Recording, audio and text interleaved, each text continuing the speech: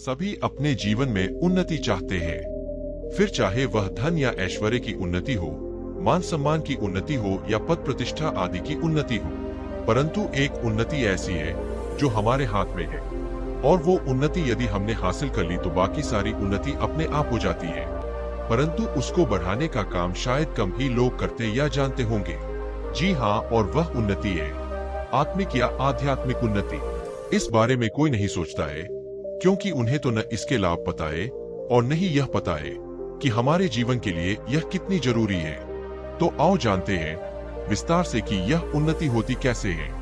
एक शुभ वाणी।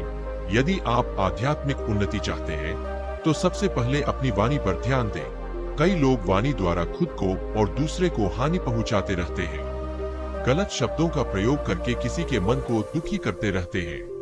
अच्छा बोलने से हम दूसरों को अच्छा अनुभव करा सकते हैं और व्यर्थ के वाद विवाद से भी बच सकते हैं। इसका फायदा यह है कि इससे मन भी शुद्ध होने लगता है। दो सबकी भलाई। आज का मनुष्य सिर्फ खुद के भले के बारे में सोचता है। यह सोचना तब तक सही है जब तक कि आपके कार्य से किसी दूसरे को नुकसान न हो। किसी का बुरा करके अपना हित साधना ठीक नहीं है। इससे हमें कभी भी आत्मिक शांति नहीं मिल सकती। बाद में कभी भी इसका पछतावा होता ही है। इसलिए सदैव अपने कर्मों पर ध्यान दे और रोज किसी न किसी का भला करे। कहते भी है कि कर भला तो होगा भला। 3 उत्तम पुरुष बनना। आज की युवा पीढ़ी गलत राह अपनाती जा रही है।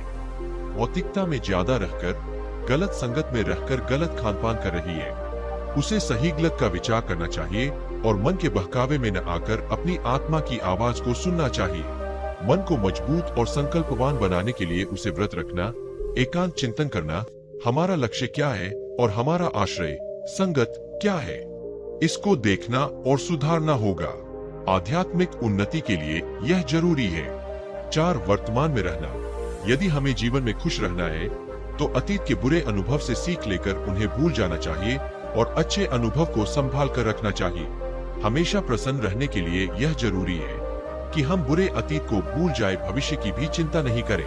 तभी आप अपने वर्तमान में रहकर अपने वर्तमान को सुधार सकते हैं। वर्तमान सुखद है तो भविष्य भी ऐसा ही होगा।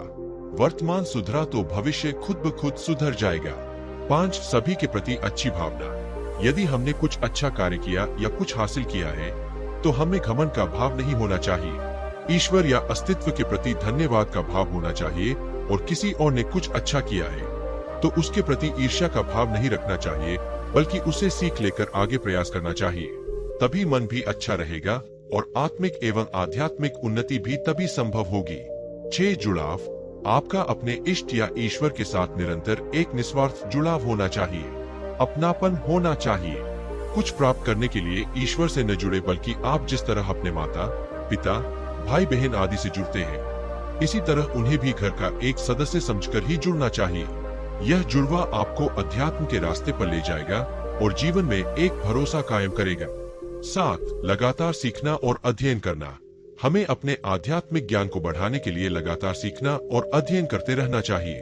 आत्मज्ञान के लिए स्वाध्याय के साथ ही शास्त्रों के ज्ञान को भी अर्जित करते रहने चाहिए।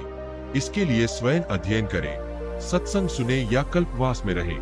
कल्पवास का अर्थ होता है एक निश्चित काल के लिए सन्यासियों के साथ उनके आश्रम या नदी के तट पर शिविर लगाकर रहना और सेवा, ध्यान, साधना, सत्संग आदि करना।